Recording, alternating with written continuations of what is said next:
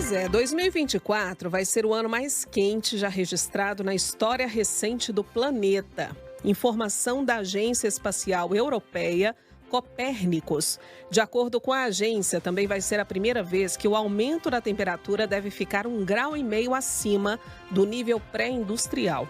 Esse cenário já pressupõe a ocorrência de secas extremas ou até mesmo inundações, que são fenômenos que têm se tornado cada vez mais comuns em decorrência das mudanças climáticas. Isso quer dizer o quê? Que a situação precisa mudar. Precisa mudar amanhã? Não, é agora. É para ontem, é rapidamente.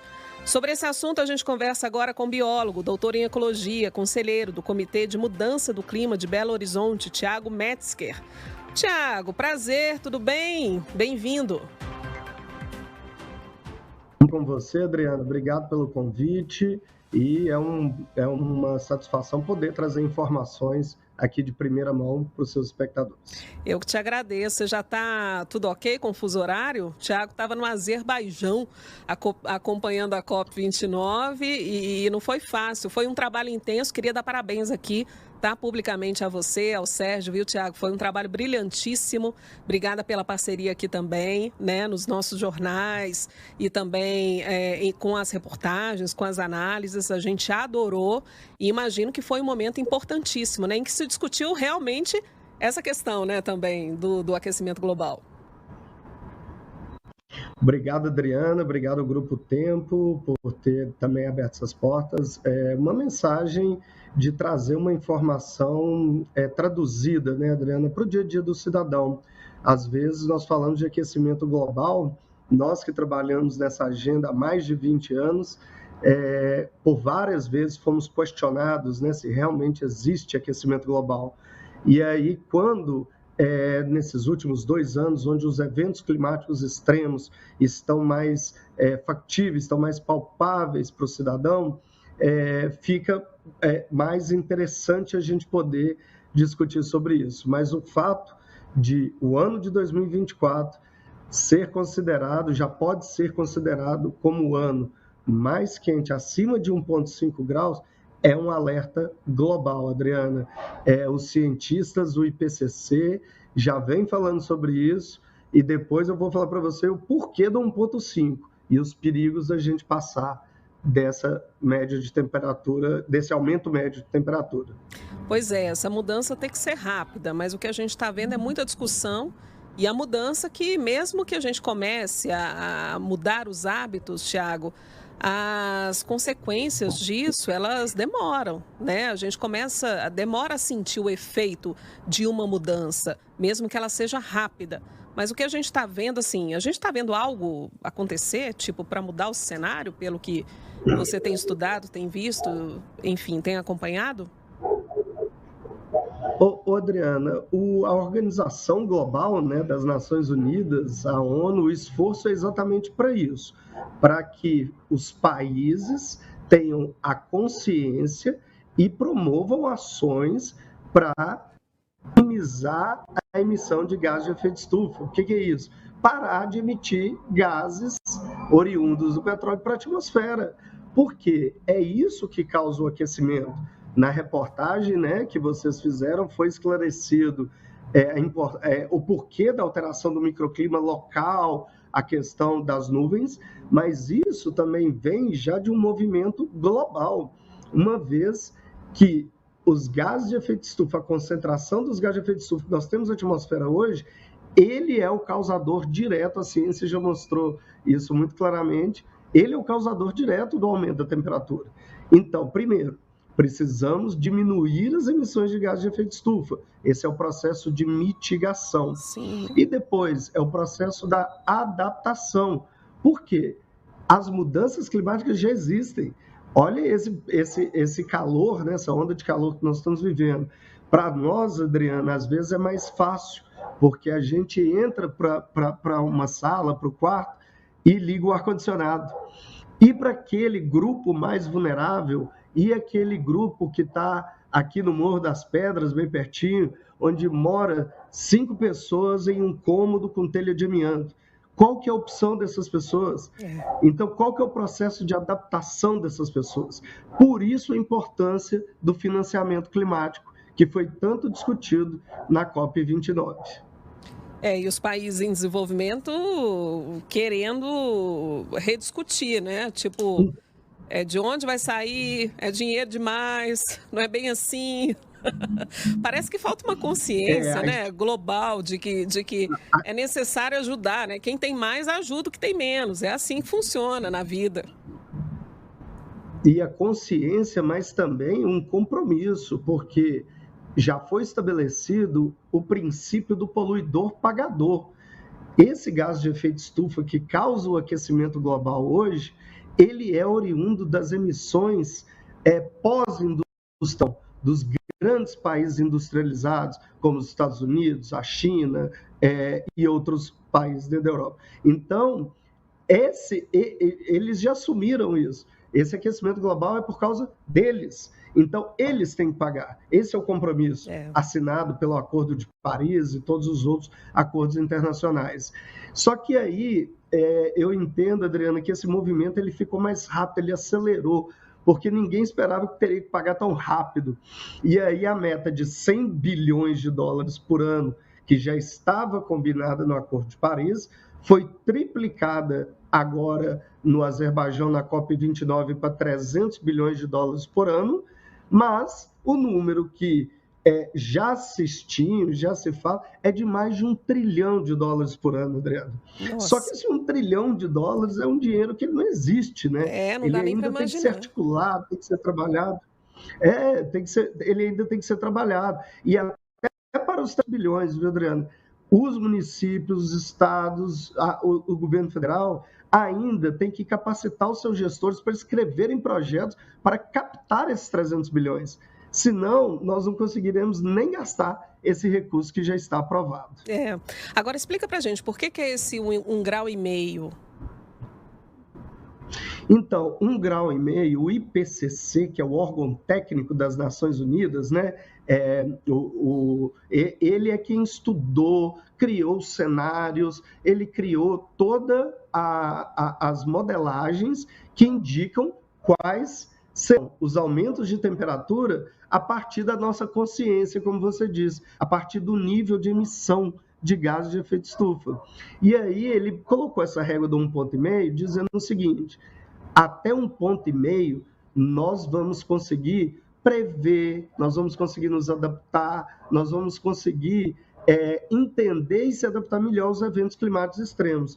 A partir de 1,5 graus, se a temperatura média aumenta para 1,8, 2 graus de aquecimento global médio, isso quer dizer que algumas regiões vão aumentar 4 graus, 3 graus. E aí, Adriano, os impactos, se a gente acha que uma onda de calor como essa, se uma chuva como a que ocorreu, que teve o rompimento da barragem da Lagoa do Nado, ou catástrofe, ou secas extremas, quando vai acontecer, já é muito. Se a gente ultrapassar 1,5, o potencial dos eventos climáticos extremos é muito maior. E aí a gente vai perdendo previsibilidade, a gente vai perdendo os mecanismos de controle e de adaptação para esse cenário, que é bem mais catastrófico do que a gente vê hoje, Adriana. Nossa. E em 2025, tem alguma perspectiva, alguma sinalização, Thiago? Você está tomando café ou água? Olha só. É uma água. É uma água? Me deu vontade. É uma água. Me deu vontade de tomar café. Café agora não tem jeito. Senão não dorme. Adriana, para 2025, o cenário ele também não é tão positivo. Por quê?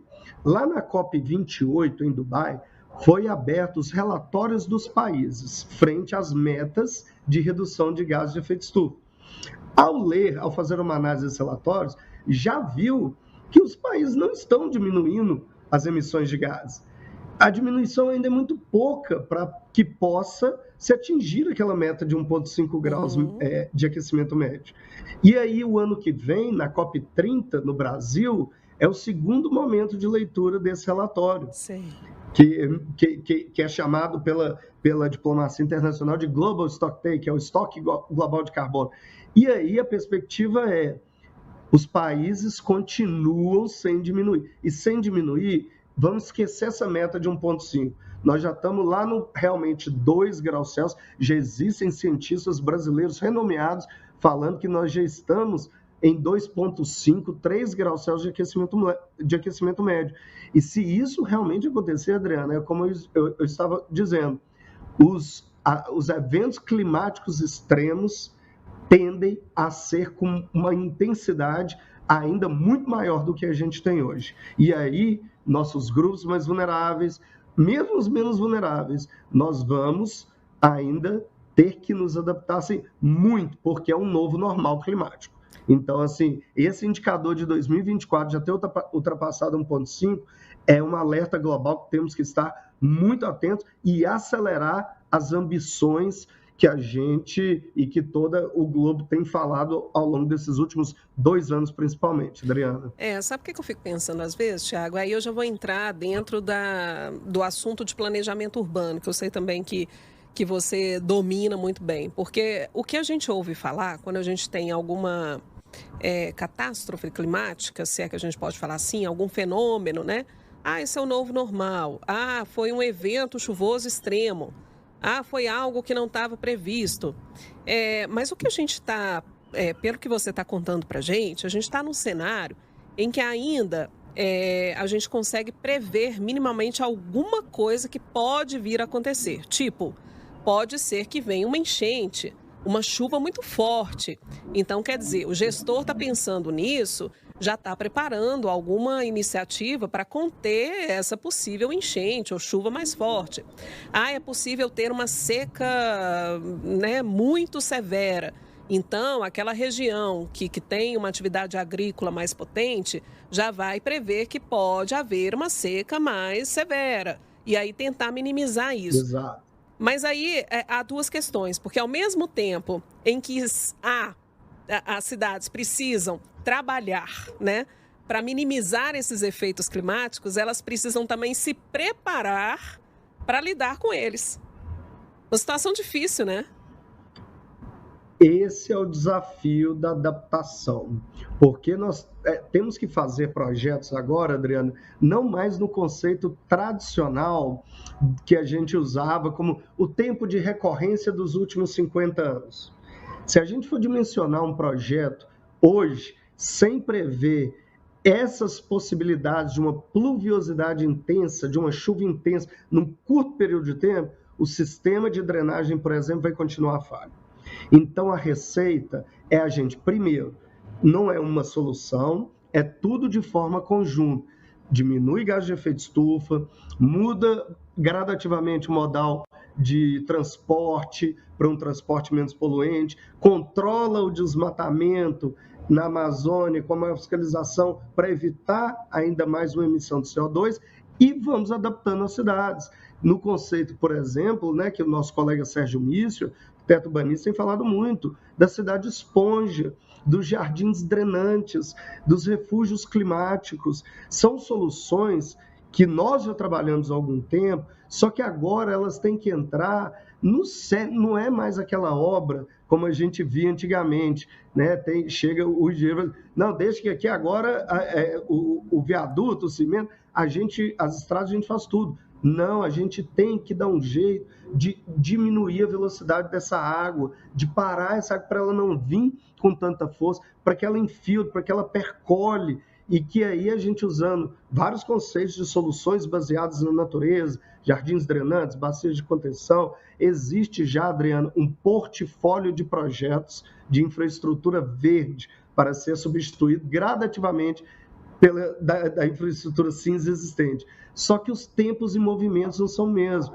O recurso, às vezes, tem para Belo Horizonte, mas não tem aqui do lado, não tem para Cabeceira, para a cidade. E aí a gente, sem ver o conjunto, realmente a gente segue com os impactos muito fortes. Mas o planejamento urbano, como você diz, é a chave, é um dos componentes fundamentais para a adaptação. Afinal de contas, a maior parte da população vive nas cidades. É isso. E é urgente, né? Mais que urgente essa mudança e essa consciência. E se esses projetos, essas propostas já existem, né, vamos convocar o poder público a conhecê-los, né? Para quem sabe conversar com quem entende, né, Tiago? Para colocar em prática, começar já a colocar em prática o que precisa ser feito. Nós comentamos aí com vocês no dia das eleições municipais aqui de Belo Horizonte, né, Adriana, assim, o eleitor, quem tem a força para cobrar, quem tem a força para pressionar, para ganhar celeridade das decisões dos gestores públicos, é o eleitor, é o cidadão, são as organizações da sociedade civil organizada. Então, se não houver uma pressão clara pela priorização desse tipo de projeto, pela priorização de áreas mais vulneráveis, pela priorização de uma retirada simples, voltando a falar do Morro das Pedras, né, Adriano? Além do efeito de calor, já é conhecido várias áreas de risco geológico Sim. ali há décadas. Há décadas. Então, assim, como que um eleitor hoje vota, como que um eleitor hoje decide um candidato sem ver que no plano de governo dele tem uma política ligada à agenda climática séria, rápida e objetiva. Então, somos nós. Cabe a cada um de nós fazer a pressão adequada para que a gente ganhe celeridade. Como eu disse, é um alerta global e cada vez mais nós vamos precisar que o gestor público se comprometa com essas decisões e de forma rápida. Porque eu estava pensando aqui hoje, por exemplo, ao escrever o jornal, eu estava imaginando, estava lendo hoje as perspectivas para a reunião do Copom que começa amanhã. A inflação severamente impactada pela tragédia do Rio Grande do Sul. Ok. Então, a gente sabe que as tragédias e os efeitos climáticos interferem na economia. Isso é só um exemplo, né? Na economia. Aí, do ponto de vista social, imagine só, né? Essas comunidades mais vulneráveis, vivendo em áreas de risco, tendo que sair de suas casas, impactadas, né? Por chuva, por seca severa, né? Fome. Ok. É a questão do impacto social que a gente vê também. Impacto na saúde. Gente indo para o hospital, porque é sinusite, é rinite, é tudo que começa a chegar. A reprodução, né, dos mosquitos, da dengue e tudo mais, que começam de uma forma desordenada e aí superlotam também o sistema de saúde. Gente, a questão climática está envolvida aí na área social, na área econômica, na área de saúde. A gente citou só 3. Então, não tem como pensar de forma separada, de forma individual. Não é para deixar para amanhã, é para estar na agenda de hoje. Né? Só um exemplo que eu queria dar aqui. Na área da habitação social, né? Exato. Gente, isso a gente precisa acordar, Tiago. Eu fico muito indignada com tudo isso. Porque a gente vai recebendo os alertas, a gente que vai lidando com a informação, a gente vai vendo e vê uma notícia dessa e vê que as perspectivas para 2025 não são tão boas assim. Poxa, vamos acordar. E acordar agora, temos que levantar da cama rápido, né, Adriana? Existe um estudo falando que as mudanças climáticas podem chegar a afetar 20% do PIB de um país, Adriana. 20% de um PIB do país, você praticamente acaba com a possibilidade do país ter investimentos novos numa área de saúde, educação, habitação, como você disse. Então, o Rio Grande do Sul é uma tragédia que já está dando um prejuízo de 15 bilhões de reais, Adriana. Pode ainda ser muito mais se você pensar em termos de desvalorização e desvalorização imobiliária, porque quem hoje vai querer mudar para o Rio Grande do Sul, né? Então, assim, além da economia, além do social, do ambiental e de todos os outros impactos da saúde, nós temos um impacto econômico fortíssimo. E aí é uma chamada então para uma nova economia. É uma chamada que a gente pode, vendo esse impacto aí da inflação, com a reunião do Copom, vendo o impacto de uma economia hoje que a gente pode falar que está desgastada. Nossa economia global está desgastada. Por que não incentivar, então, uma nova economia que está ligada à agenda climática, que está falando de infraestrutura verde, que está falando de baterias, está falando de carros elétricos, está falando de grandes fazendas produtoras de energia através de recursos renováveis, como a solar e a eólica. Estamos falando de uma série de mecanismos, empresas e produtos ligados à agenda climática e essa nova realidade. Então, dá para também atender a esse segmento colocando os empréstimos subsidiados, o financiamento climático, fazendo girar uma roda da economia onde a mudança do clima é um chapéu que guarda ambiental, saúde, social, e aí a gente pode ter uma oportunidade de ter recursos para resolver problemas que nós já sabemos que existem há décadas e resolver alguns problemas urbanos. Então, é uma chamada, Adriana, que eu acho que a gente tem que fazer em coro. Então, não se discute mais se tem aquecimento ou não, não se discute mais se a gente vai ter impactos ou não. A gente precisa se adaptar enquanto a gente mitiga. E aí, enquanto isso, vamos preparar uma nova roda, um novo ciclo econômico baseado na infraestrutura verde, na bioeconomia, no que eles estão chamando de Amazônia 4.0, que dá para a gente ter um espectro de atividades enormes e atender a todo mundo. Tiago, a gente adora quando você vem aqui, tá bom? É um prazer, pode me chamar, estou sempre à disposição para conversar com vocês sobre isso. Pois é, gente, a gente está aqui com o Tiago Metzger, ele que é biólogo, doutor em ecologia, dos principais conhecedores do assunto. Vocês aí do Tempo News 2 estão tendo a possibilidade de ouvir, né, um dos maiores conhecedores desse assunto, trazendo de uma forma simples, acessível, né, uma análise desse cenário tão sério, tão caótico que a gente está vivendo em relação às mudanças climáticas. Estou vendo você tomar a sua água, eu também vou tomar a minha, tá, ô Tiago? O café é meio engraçado, menino, porque mesmo com calor a gente continua tomando café, né? Não tem jeito, né, Diego? É impressionante. Você também é assim, Tiago? Você não é muito café? Não, eu sou um apaixonado pelo café, mas eu também, além de muito aquecimento, eu quero comer. Se eu entrar no café agora, eu não dou conta de mim mesmo. Aí fica difícil, realmente. Tiago, brigadíssimo, tá? Um abraço no Sérgio também. E volte sempre, a gente está sempre aqui com o espaço aberto. E é claro que a gente vai te esperar em outras oportunidades, combinado? Combinado, Adriana, muito obrigado. E vamos fazer um chamado para a COP30 o ano que vem na Amazônia, onde os espectadores, a população pode colaborar muito. Pois é. Vamos combinar uma entrevista da gente falar o que esperar da COP30? Que tal? Pro fim do ano? Vamos. Pode ser uma boa, não pode? Vamos combinar. Aí, vamos combinar sim. Vamos estar aí no estúdio. Isso. Vamos estar aí no estúdio, no ar-condicionado, a gente conversa bem. Pois é, querido. Então tá bom, obrigada, Tiago. Tchau, tchau, viu? Até a próxima.